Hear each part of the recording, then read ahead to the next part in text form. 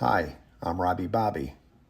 This video is the 10th in a series that examines the laundry list, otherwise known as the 14 traits of an adult child.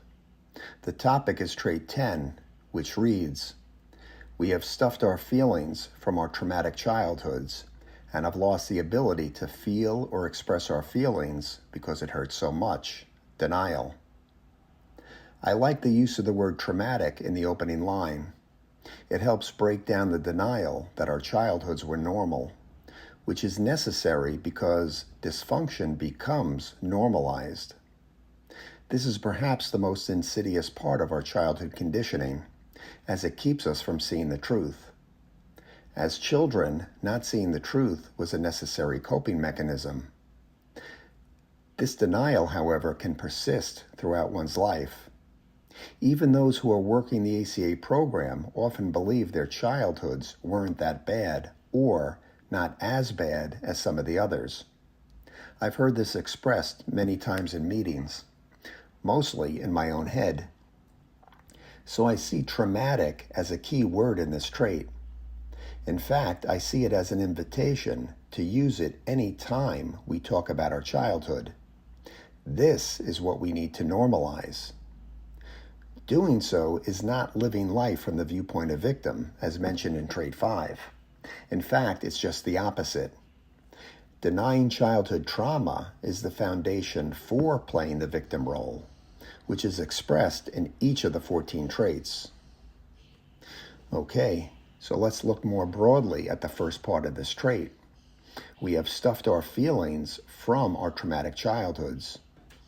What does this line want us to see? I have a few ways of looking at it. First, that I stuffed my feelings when I was a child. In other words, past tense, when I was 3, 5, 8. Any time I experienced trauma, abuse, neglect, whether I was hit or simply ignored, or my needs weren't met. Any time I felt grief, shame, fear, or any other feeling related to abandonment, it was promptly repressed. What else could I do? Children don't have the tools or wherewithal to process these types of feelings or situations. In order to survive, you learn to stuff and move on. The implication here is that these childhood feelings remain stuffed, because unless you've done the inner child work, whether through ACA or with the help of a therapist, they haven't been processed.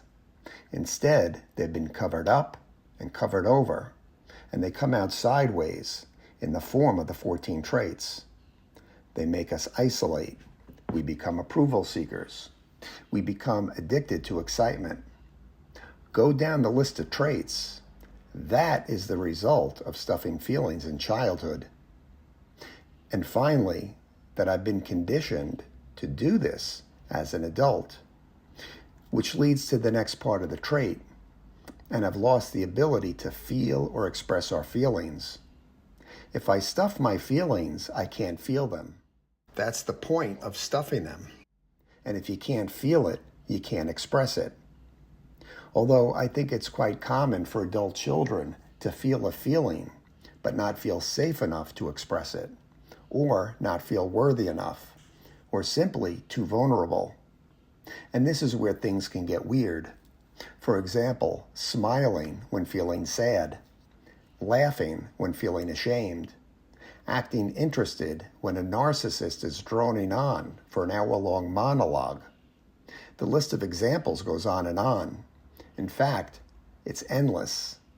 I think a better way to phrase this trait would be, and I've lost the ability to properly feel or express our feelings. This greatly expands the meaning of the trait and better supports others, such as trait 9. We confuse love and pity and tend to love people we can pity and rescue. Trait 9 is a perfect example of not properly feeling or expressing our feelings. In fact, I think it's best to approach any trait that mentions a feeling with an open mind, such as trait 8, we became addicted to excitement. Tony A. said that as a child, He associated fear with excitement, and he struggled over how to word this trait. He originally used fear, but then changed it to excitement. Perhaps trait 8 would be better worded. We became addicted to fear and excitement.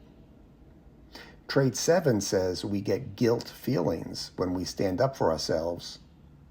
I believe that any situation that triggers trait 7 is likely to trigger other traits and emotions as well, such as fear, shame, maybe anger. So we often feel more than just guilt. Instead, we feel a mix of feelings, which is hard to put a name to. Perhaps trait 7 would be better worded. We get uncomfortable feelings when we stand up for ourselves. As adult children, many of us do seem to have lost the ability to properly feel or express our feelings, including the ability to feel or express them at all, a condition referred to as frozen feelings. In fact, I believe every adult child has lost the ability. It's just a matter of degree. The question is, when did we lose it? Was it a process or an event? If you were born into dysfunction, it's possible you never developed the ability in the first place because it wasn't modeled, it wasn't fostered, it wasn't encouraged. In fact, it was likely discouraged. In this case, you can't lose what you never had. For some adult children, the trait could be reworded as, we were denied the ability to feel or express our feelings. And the final part, because it hurts so much, denial, could be thought of either in terms of the feeling we're trying to stuff.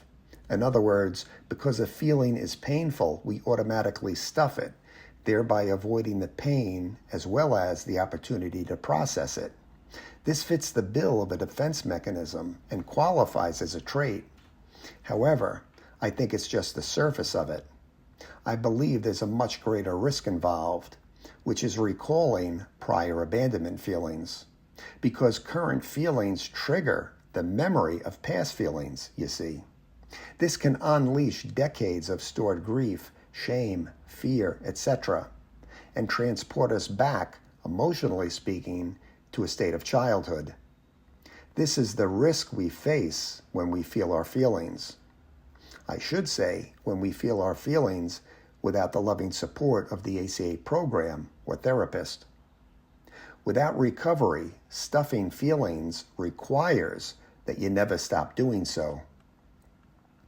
Trait 12 says we hold on to relationships in order to not feel the abandonment feelings we received from living with sick people who were never there emotionally for us.